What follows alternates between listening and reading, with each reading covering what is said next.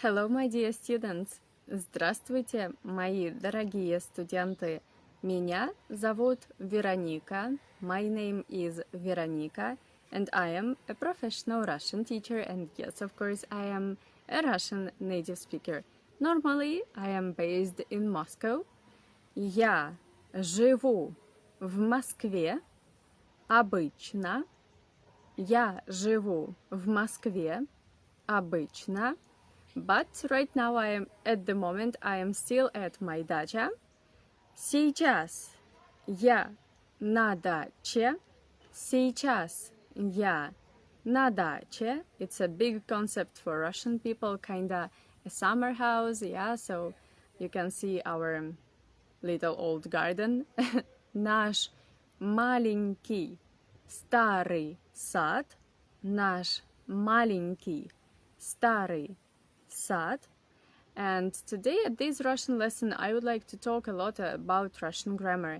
I know I teach Russian to foreigners already almost 8 years, and I know that this grammatical topic is super difficult for foreigners who want to learn Russian, who want to speak Russian well, and of course we will talk about Russian verbs of movement. Глаголы, движения. Глаголы, движения. So yeah, if you learn Russian, you know, of course, that in English you have one short word to go, but in Russian we have lots of different words that somehow mean to go to, but we use them in absolutely different situations, yeah? So today I would like to talk how to say in Russian to go by foot. Yeah, in Russian we have two different verbs. ИДТИ, ИДТИ, that means to go by foot, and ХОДИТЬ, ХОДИТЬ. Actually, it also means to go by foot, but what's the difference? Why do you have only one word in English to go, but in Russian we have two words, идти, ходить? Let's discuss this interesting topic. So in this Russian lesson, first I will talk about Russian conjugation of these two verbs, and second I will give you lots of interesting, meaningful examples how to use these verbs in the context in Russian sentence. And also, of course, I will explain the difference, yeah? So let's start, discuss all these interesting things. So, ИДТИ, ИДТИ. This is in infinitive form, but it is absolutely not usual. Of course, even beginners know that in Russian language, normally 98% all Russian verbs finish with t and soft sign. For example, I will give you three verbs now. Читать, читать, to read, finishes with t. Or гулять, гулять, to walk, also finishes with t. And писать, писать, to write, also finishes with t. But идти is kinda an exception, and it finishes with t, t-i. Now you know that this is infinitive. You can find this basic form in the Russian dictionary. And here I would like to stop for a while and to discuss Russian pronunciation, Russian phonetics system, yeah? You already know that Russian language is a very consonant system. It means that we have more consonant letters than vowels in Russian. And when in one word there are lots of consonant letters together, close to each other, we have to make some of them silent, and this is the fate of this d in the middle. We write it ИДТИ, but we do not pronounce this d. It is silent. So what we say Russian people, we say ИТИ, ИТИ. And now let's try to conjugate this Russian verb. Я иду, I go. Я иду. And here I will give you an example. Я иду в школу. Я иду в школу. It means right now сейчас, in the moment of speech, I go to school in one direction, right? For example, if a mother calls to a boy and she asks, "Where are you?" Где ты? Где ты? He would answer, "Я сейчас иду в школу." Я сейчас иду в школу. Right now, I'm going. Да? Only in that direction, in one direction, right? Then ты идешь. Ты идешь. You go. Singular form. Он идет. Он идет. He goes. For example, maybe I have a friend who is in love with my brother, but he is not really. This is just a fantasy from my head. Yeah, I don't have a brother. So, for example, and she wants to know what he is doing, where he is, who he is with, yeah, and she calls me and asks me, где твой брат? Где твой брат? Что он делает? Что он делает? And I can answer in this situation, Вася, let's call him Вася. Вася идет в ресторан с подругой.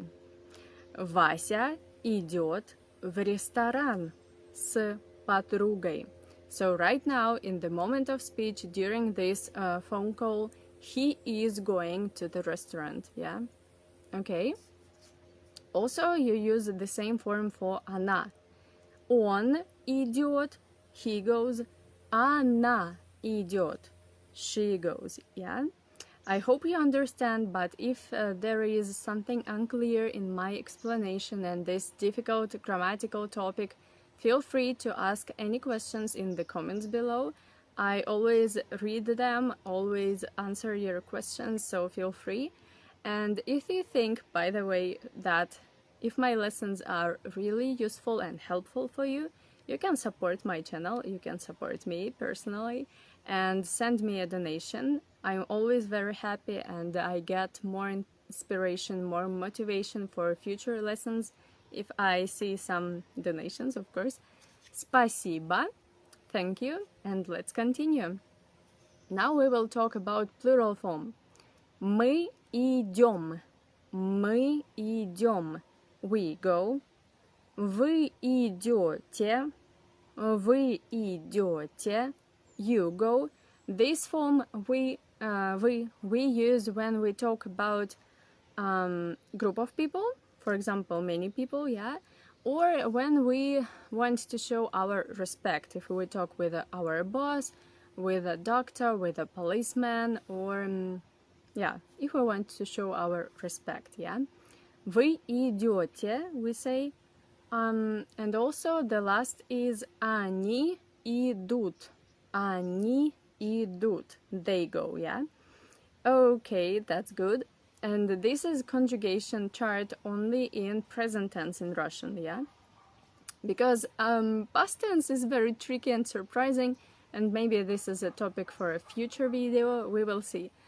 Okay, so you now understand that ИДТИ we use in the moment of speech right now, and if we go in one direction, right? Now let's talk about another word from this family of Russian verbs of movement, and it is ходить. Ходить. It also means to go, but this is what we do on a regular basis. Регулярно. Регулярно. So first let's talk about conjugation, and then I will give you lots of tips how to understand what should we use, идти or ходить, yeah? So ходить, this is the infinitive, and this is a normal, regular infinitive. You see a t and soft sign in the end, right? But the conjugation is tricky. You need to forget in present tense about this d, and you need to replace this d with zh. That looks like a bug, actually. Yeah, so ходить, infinitive. Я хожу. Я хожу. Ты ходишь. Ты ходишь. Он ходит. Он ходит. Мы ходим. Мы ходим. Вы ходите. Вы ходите. Они ходят. Они ходят. You see that the Russian stress is kind of jumping in hopping in this Russian verb, so you need to be very careful with the stress in this Russian verb when you try to conjugate it. And now let's talk about words, our friends, друзья, друзья, that help us to understand what should we use, идти or ходить. So when you see сейчас, right now in the moment of speech, you use ИДТИ, yeah? But if you see any adverb of frequency, you have to use this ходить, because it is regular basis, yeah? So now I will give you a list of these adverbs of frequency in Russian language, and I will start from maximum, from always, to minimum, like to never, yeah? Okay. Всегда, всегда. Часто, часто. Регулярно, регулярно. Обычно, обычно. Иногда, иногда. Редко, редко. Никогда, никогда. So, if you see any of these Russian adverbs of frequency in the Russian sentence, you need to use this ходить. Forget about идти in this context, only you use ходить. Why? Because, if there is an idea of something that you do on a regular basis, you have to use this ходить. For example, каждый день я хожу в бассейн. Каждый день я хожу в бассейн. Каждый день, there is an idea of frequency, right? So you use хожу. Okay. Another example. Моя кошка часто ходит в лес. Моя кошка часто ходит в лес. My cat often goes to a forest for a walk. Yeah? Okay, now I hope you understand. So this is the first point that we need to discuss about these Russian verbs of movement. Yeah? So first, if you do something right now, or if you do something on a regular basis, this is the first and the most important differences between these two Russian verbs. And the point number 2 is also very important. This is about direction. ИДТИ, this Russian verb we use if we talk about moving in one direction, and ходить, we use this verb if we went there and we went back. There and back, yeah? Like one direction and back home, kinda. For example, I can ask, I will give you a very similar sentence. For example, вчера я шел в магазин, но пошел дождь. Вчера я шел в магазин, но пошел дождь. Yesterday I was going to the shop. I would translate this into English. Yesterday I was going to the shop, but suddenly the rain started. Yeah? So I didn't reach my destination. I didn't actually go inside the shop. Yeah? But if you say, for example, I ask, что ты делал вчера? Что ты делал вчера? What did you do yesterday? And he, like the person who I'm talking with, he can, or she, he can answer me, вчера я ходил в магазин. Вчера я ходил в магазин. Yesterday I went to the shop. And actually, if you use ходил in this context, it means that you went to the shop, like you were at home, then you went to the shop, and then you get back home. You returned home, kinda. So it means A, B, A. Like one place, another place, the same place you went back.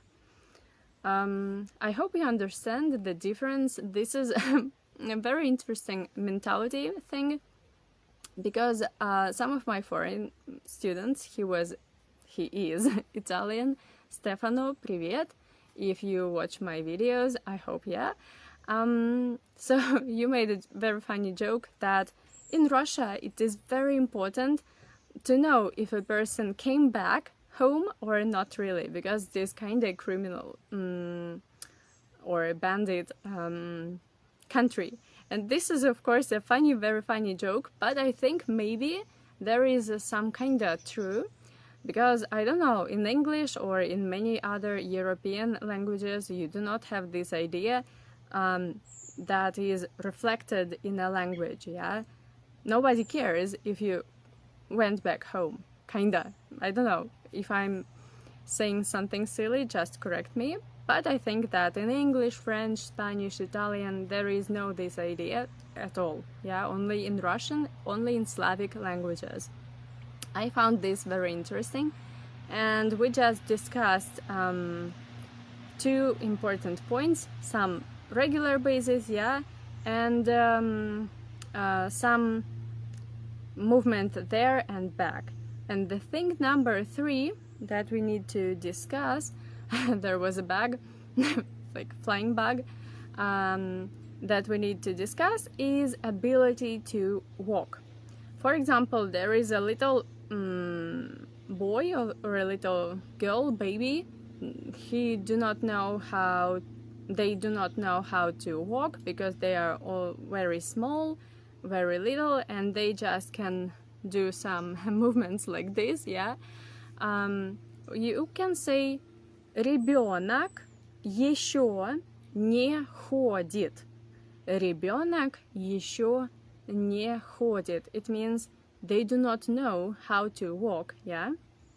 But then when they start to walk, they understand how to use their body, how to walk by their legs, yeah. You can say ребенок начал ходить.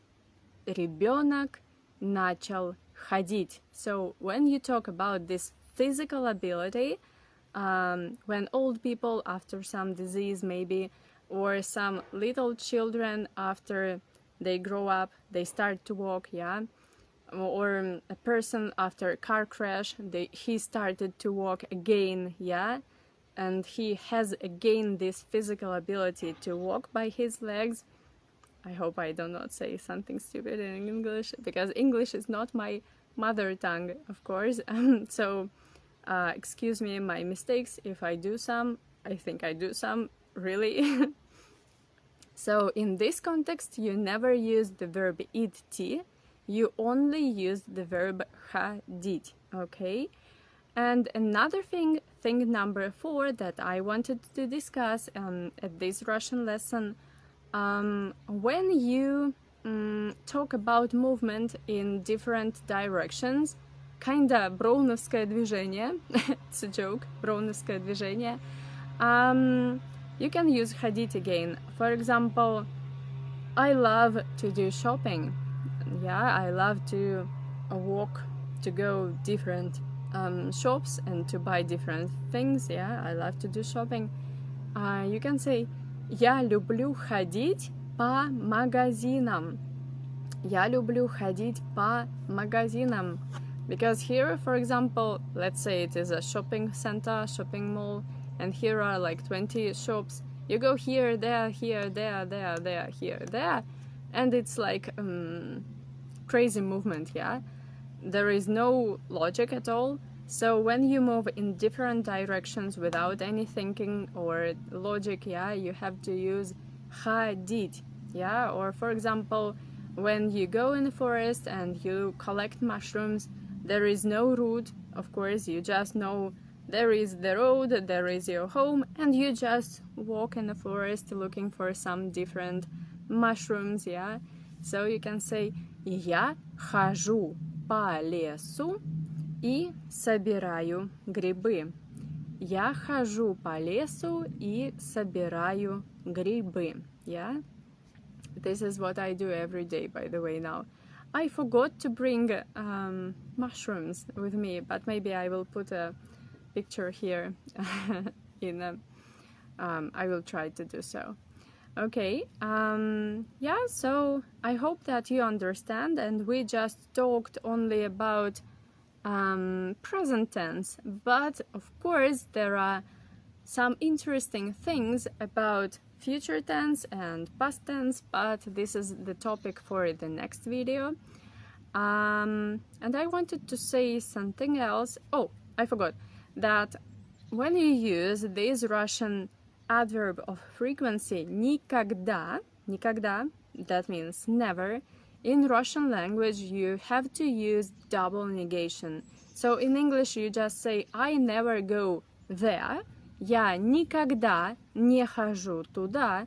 You see that in English you just put only one negation, like only one negative word, never, but in Russian language we have double negation, so it's not enough just to say никогда, you need to add не. Я никогда не хожу туда. I never go there. So yeah, this is a typical mistake that I always, no, not always, but let's say often do in English when I speak English.